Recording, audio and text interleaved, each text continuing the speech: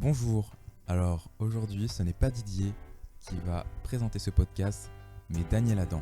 Et oui, donc nous nous sommes déjà rencontrés par le passé avec la présentation des différentes applications mobiles du quotidien, qui sortira en fait pas en avance, mais après. Aujourd'hui je prends les rênes de ce podcast. Excusez-moi déjà pour commencer des petites maladresses auxquelles... Je suis sûr que tu vas être au top. Ah ouais non mais j'espère hein. Donc, aujourd'hui Didier m'a contacté pour faire un bilan de son podcast. Donc bonjour Didier. Salut Dani. Donc qui es-tu et d'où viens-tu pour commencer? Ah ouais, t'as vraiment prévu... Non mais il faut poser un contexte parce que en fait, je pense que... Mais tu te présentes après hein. Bien sûr je me présente après. Ok. Donc je m'appelle Didier et je suis le créateur entre guillemets de ce podcast que vous écoutez là, qui s'appelle Pas toute la vie. Et voilà. Est-ce que j'ai d'autres trucs à dire sur moi? On y viendra. Donc pour enchaîner, donc, je m'appelle Daniel Adam, un ami de Didier depuis De longue date. de longue date. Donc c'est une fleur de lotus, c'est ça? Tu parles de La maquette du logo? Ouais, du logo. Est-ce que tu pourrais nous en parler pour commencer? Du coup, cette fleur a été dessinée par un pote qui s'appelle Timothée. Je mettrai ses contacts dans la description. Enfin, ça faisait longtemps que j'avais envie de prendre ce logo, ce symbole, même pour divers projets. Et là, j'ai trouvé que ça faisait sens. Déjà parce que je la trouve hyper belle, la fleur. Et puis, elle fait référence à un album de mon rappeur préféré qui s'appelle This Is. Et dans cet album, il prenait la fleur de lotus et il avait toute une histoire autour de ça. C'est une fleur qui vit dans un marécage, qui pousse dans la terre, dans le limon, et qui traverse l'eau et qui s'épanouit au ciel. Et je trouvais ça très beau comme symbolique. Le fait de dire que parfois tu peux naître dans des conditions plutôt difficiles, et après il y a les aléas de la vie, c'est l'eau, et à la fin atteindre la lumière, quoi, la sérénité, tes rêves. Ah oui, c'est vraiment un message fort. Ok. Ouais. Pour continuer sur la description du podcast, pourquoi pas toute la vie? Pas toute la vie, encore une fois, parce que dans les aléas de la vie, parfois tu peux avoir envie de faire des choses et pas aller au bout.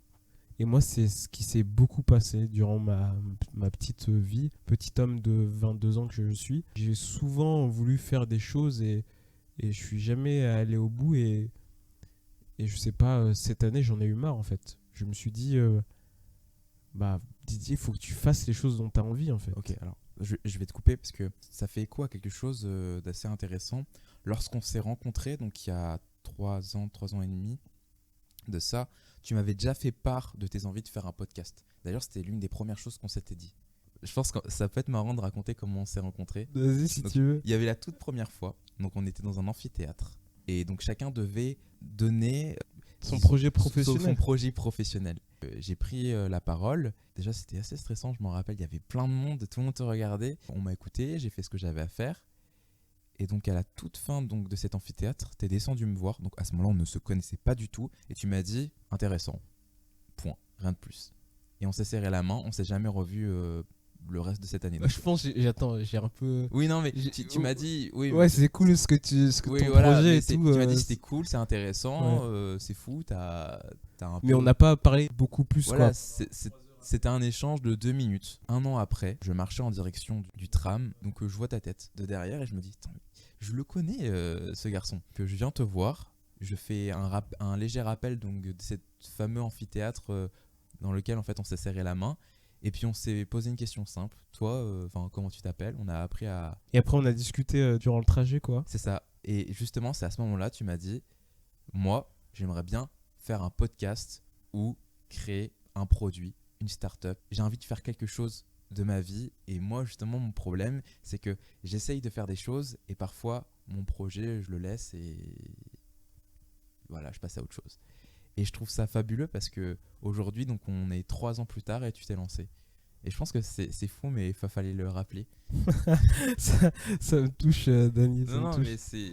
Bravo. Il n'y a rien de fou, hein. Et je pense que à chaque fin de podcast, je pose la question qu'est-ce que signifie pas toute la vie pour toi aux gens que je reçois. Et il y a des gens pour qui c'est un truc très positif, en mode ouais, j'ai pas toute la vie, donc faut que je me lance et tout. Il y a des gens qui le voient un peu de manière négative, en mode pas toute la vie, mais faut aussi pas trop se presser, etc. etc. T'as le temps. Et je trouve que ces deux visions sont hyper justes. En fait, ça doit se compléter. Et au final, maintenant que j'y réfléchis, je me dis que peut-être que c'était nécessaire. Tous les moments où j'ai rien fait, où j'ai commencé à moitié les choses pour arriver aujourd'hui à ce que je fais maintenant, tu vois. Il n'y a rien de fou, j'ai pas des millions d'écoutes, etc. Mais juste le fait de faire les choses, c'est déjà un bon point et je sens que je m'améliore en tant qu'être humain, quoi. Même vis-à-vis, après peut-être qu'on va en parler, mais même vis-à-vis des gens que je rencontre à travers ce projet. Mais moi, je suis reconnaissant tous les jours. Vraiment, le podcast, c'est quelque chose que je pourrais faire toute ma vie sans être payé, quoi. Quand tu as commencé ton podcast, c'était quoi la vision initiale? Donc, je vous ai dit, ça faisait longtemps que je voulais faire ça. Et sachant les échecs que j'avais eus auparavant, échec, c'est un petit mot, je mets entre guillemets. C'était pas la fin de ma vie de ne pas faire un podcast ou une chaîne YouTube ou je ne sais quoi. Mais voilà, sachant les échecs que j'avais eus avant, je savais que il me fallait plus que me dire ouais, je fais ce truc. Il me fallait un défi. Parce que je suis un homme qui marche beaucoup au défi, un peu comme toi, Dany. J'ai besoin de ce challenge un peu, tu vois. Donc je me suis dit que j'allais publier un épisode par semaine pendant 1 an et que ça allait me permettre de réussir à créer pas toute la vie, tout simplement. Donc voilà, c'était ça la vision. Au-delà des écoutes, etc., c'est vraiment à la base un défi personnel. Qu'est-ce que ça t'a permis d'apprendre? Qu'est-ce que tu en tires? Déjà, sur moi-même, comme je l'ai dit, je pense que ça m'a permis de mieux me comprendre, d'avoir une relation différente au temps qui passe. C'est un peu philosophique ce que je dis là, mais en fait, je vois plus vraiment le temps de la même façon. J'ai l'impression que j'utilise mieux mon temps aujourd'hui. Et que ça m'a aidé à comprendre comment mieux l'utiliser, tu vois. Et aussi, déjà vis-à-vis de moi-même, un autre point, c'est que j'ai appris que je parlais parfois un peu mal, tu vois, que j'avais plein de tics de langage, etc. Et quand je fais du montage, je m'en rends compte. Du coup, j'essaye de m'améliorer. Et en rencontrant du monde aussi, j'ai appris tellement de trucs en discutant avec des gens avec qui j'aurais jamais parlé normalement. Moi, ça m'ouvre l'esprit, vraiment. Je pense à plein d'épisodes là. Souvent, à la fin des épisodes, je suis fatigué parce que c'est un peu fatigant de parler comme ça ou de suivre ton déroulé, d'écouter la personne et tout. Mais à chaque fois, je suis plein d'énergie aussi, tu vois. Il y a plein d'invités qui m'ont donné plein d'énergie, qui m'ont donné envie de vivre ma vie, tu vois, de profiter, de voir les gens que j'aime. C'est des trucs un peu bateaux, mais c'est important. Donc il y a plein de choses, quoi. Est-ce que tu as des influences? Est-ce que il y a des choses extérieures qui ont influencé ton podcast? Ouais, bien sûr, bien sûr. Bah du coup, This Is, pour la Ouais. pochette. En fait, j'écoutais énormément de podcasts à la base, donc tous les podcasts que j'ai écoutés avant, je pense à Nouvelle École, malheureusement, qui est arrêtée. Et vraiment, ça m'a beaucoup influencé. Qu'on vous invite à écouter, bien Ouais, sûr. vraiment, je vous Incroyable invite aussi. à écouter. Je me suis même inconsciemment beaucoup basé sur lui, je pense, à travers les écoutes. Il y a aussi Génération Do It Yourself, que j'écoute beaucoup. Après, ça, c'est plus un podcast d'entrepreneurs, Startup Nation, entre guillemets, mais ça m'a aussi beaucoup aidé. Bon, les autres podcasts que j'écoute, je sais pas, les Échos, ils ont un podcast aussi, il est très cool. Ça, c'est un truc un peu plus économie, finance. Et puis même les chaînes YouTube que je regarde, j'ai pas d'exemple là, mais ouais, j'ai forcément. Tu vois, il y a une expression qui dit, ah là, je parle beaucoup. Je pense que c'est la première fois que je parle autant. Mais il y a une expression qui dit qu'on est la somme des personnes qu'on rencontre ou la moyenne, tu vois. Et je pense que même pour le podcast, c'est ça, hein. Je pense que c'est la somme de tout ce que j'ai vu, Des écouté expériences. avant. Ouais, donc ça a été très enrichissant, je suppose. Mm. Aujourd'hui, donc, je suppose que tu as quand même peut-être des objectifs. T'aimerais amener où ce produit? Tu voudrais faire quoi? Tu te laisses porter, Bah pour l'instant, je me laisse porter en fait. Pour l'instant, je me concentre vraiment sur le fait de faire ces podcasts, de publier un podcast par semaine. Je crois que j'ai déjà loupé une semaine, quelque chose comme ça. Donc tu vois, je me mets pas trop la pression, mais quand même, je vois quand je loupe et je suis un peu déçu. Donc ouais, pour l'instant, je me concentre vraiment sur la production. Bien sûr, ça serait hyper cool d'avoir plus d'abonnés. Bien sûr, je pourrais faire beaucoup plus de pubs, etc. Mais d'abord la production en priorité. Sinon, pour les objectifs, avoir des gens de plus en plus différents, de plus en plus cool, des gens connus comme des gens pas connus.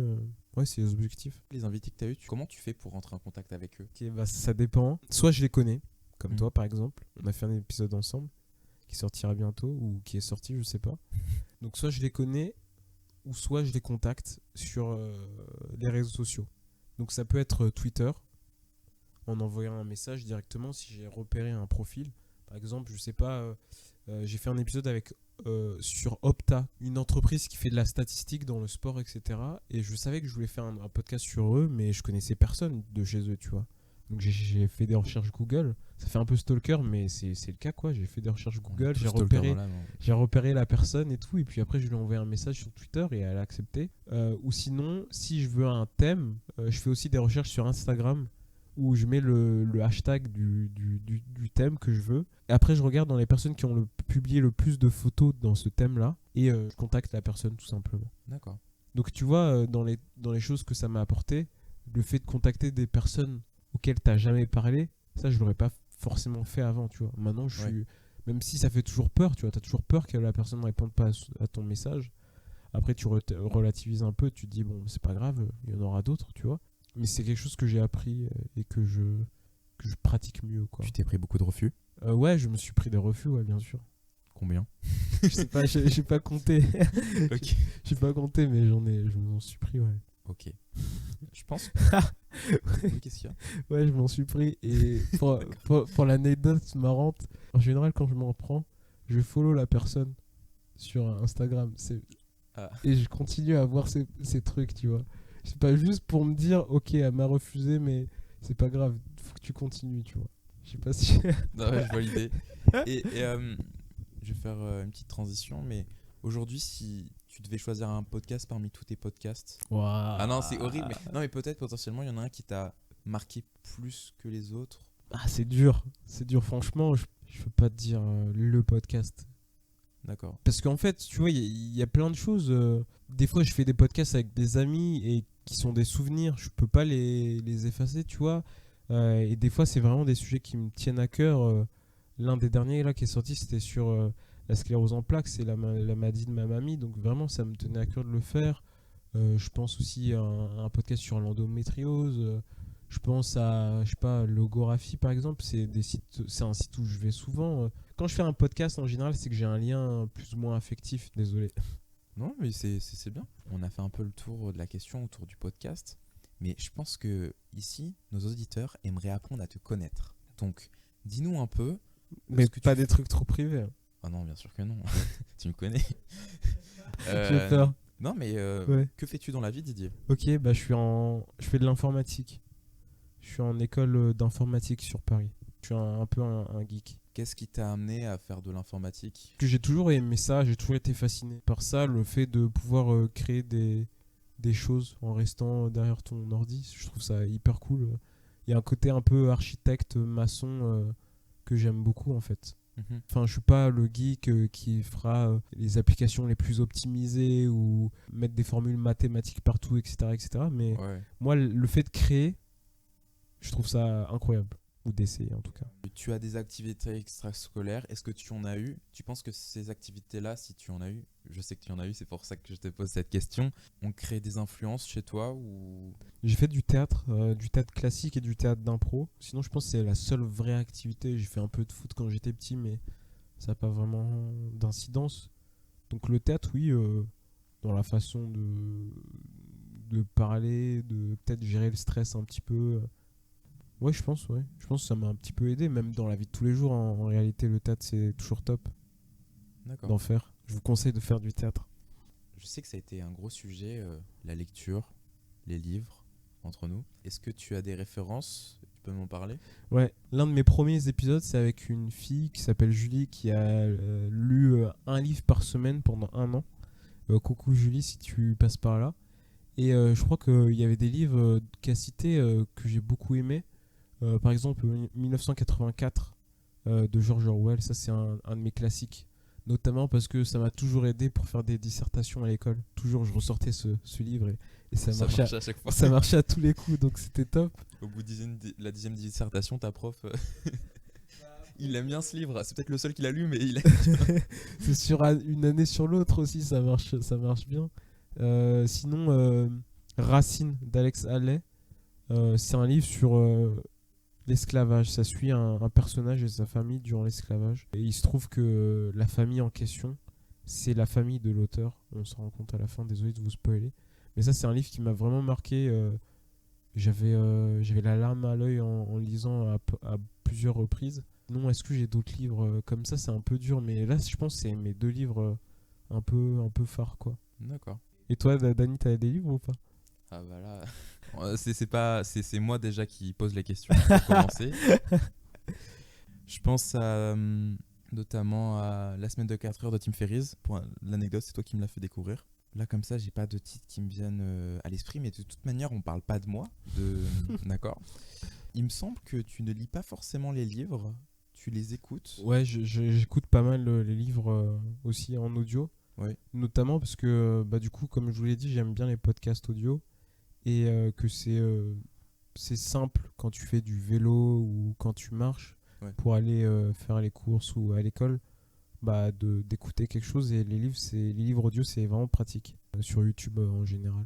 C'est un format qui est pas nouveau, mais qui commence à pas mal émerger. Qui se démocratise pas mal, voilà. comme le podcast audio aussi. Et donc, dis-moi, aujourd'hui, qu'est-ce que tu fais pour progresser, Avec les podcasts? pour que ce soit avec le podcast ou bien autre chose, bien sûr, dans la vie pour t'organiser. En termes d'organisation, je t'ai pas posé ces questions-là. Comment tu fais au quotidien? Je me suis pas trop posé la question. Déjà, forcément, j'essaye de m'améliorer à chaque podcast au travers de mes questions, etc. Du coup, aussi, comme tu as posé la question, j'ai d'autres références. Donc, les références, ça aide pour progresser. Tu t'inspires forcément des meilleurs. Enfin, t'essayes en tout cas. Et sinon, au niveau de l'organisation, j'étais un peu mieux organisé au début de l'année. Pour tout vous expliquer, j'avais l'idée depuis hyper longtemps. Et puis après, je me suis vraiment chauffé, entre guillemets, en octobre ou en novembre 2019. Et là, je me suis dit, ok, tu commences en janvier, commence à t'organiser, commence à enregistrer des podcasts. Du coup, pendant les vacances de Noël, j'ai fait peut-être 3 ou 4 podcasts solo pour les premiers, comme vous pouvez le voir. Et du coup, là, début janvier, j'avais peut-être 4 ou 5 podcasts d'avance, tu vois. Mais quand je vous dis d'avance, c'est d'avance déjà monté. Et je voulais garder cette cadence, mais malheureusement, j'ai pas pu. J'aimerais pouvoir avoir de l'avance sur le montage, en tout cas. Mais j'y arrive pas parce qu'il y a des choses à faire, parce qu'il y a l'école, etc. Mais par contre, ce que j'ai gardé, et ça, c'était vraiment très important pour moi, j'ai toujours des épisodes d'avance. Encore il y a quelques semaines, j'avais peut-être 2 mois d'avance. J'ai arrêté de faire des podcasts il y a quelques temps, donc là, j'ai plus qu'1 mois. Mais en tout cas, j'ai toujours de l'avance sur les podcasts parce que sinon, ça me stresserait trop quoi, de devoir enregistrer en même temps, de monter, etc. etc. Ok. Donc voilà, c'est un peu l'organisation. Le Didier de demain, à la fin de tes études, il se voit où?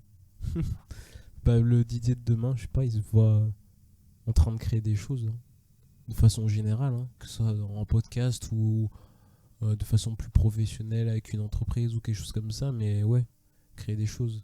Dany, on se ressemble beaucoup, donc tu seras d'accord avec moi sur ça, mais le fait de créer, d'essayer de trouver de nouvelles choses à faire, d'apprendre de nouvelles choses, c'est ce qui est excitant dans la vie, donc ouais, créer. Didier, si tu nous écoutes, on verra ce qu'il en est. Ok. Et Me déçois pas, Didier. Ouais, nous déçois pas. Je pense qu'on va bientôt terminer ce podcast. Je trouve que j'ai pas mal assuré. Ouais, t'as été top. Daniel, si tu nous écoutes. Je pourrais te le confier de temps en temps. Voilà. Est-ce qu'il y a des choses qui t'empêchent de dormir? Le montage. Le montage, ça m'empêche de dormir. Là, on a été très positif et tout. C'est génial le podcast, mais vraiment, le montage, moi, c'est le truc que je supporte le moins. Parce que j'ai l'impression de perdre mon temps. C'est une belle façon de finir. Hein. Finalement, je sais pas, tout à l'heure, tu m'avais dit, tu avais le sentiment, tu avais un rapport au temps assez spécial. Ouais, mais justement, attends. C'est le seul truc où j'ai l'impression de perdre mon temps. Enfin, après, bien sûr, c'est cool parce que ça rend l'épisode beaucoup plus écoutable, etc. Et on est obligé de passer par là parce que si vous écoutiez les épisodes enregistrés et les épisodes montés, ça n'a rien à voir. Donc, heureusement qu'ils sont montés. Mais je sais pas, moi, j'aime pas ça, en fait. Ça me prend énormément de temps. Je passe des heures et des heures à couper et tout. Et vu que je suis un peu précautionneux, j'aime pas laisser les... Enfin, je suis attentif aux petits détails. Donc, en général, je passe beaucoup de temps, beaucoup trop de temps sur ça. Donc, vraiment, le montage, c'est ce que j'aime le moins. Mais je suis obligé de le faire. Si je pouvais le faire par quelqu'un d'autre, je le ferais. Mais vu que c'est pas possible, je le fais. Et voilà.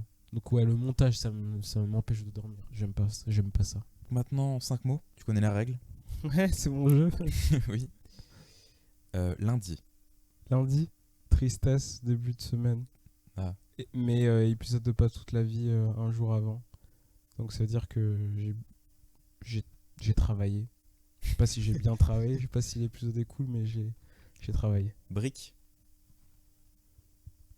Maçon qui construit avec ses mains à partir de rien. Pizza.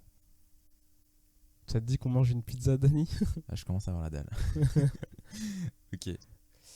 Confinement. Période dure, ça change plein de choses dans sa façon de travailler, dans sa façon de vivre tout simplement. On voit moins nos amis et tout, donc c'est un peu négatif par rapport à ces choses-là. Mais en même temps, je pense que c'est une période aussi qui nous a un peu permis de nous concentrer sur les choses essentielles, d'appeler des gens qu'on n'appelait plus, et voilà quoi, d'aller à l'essentiel.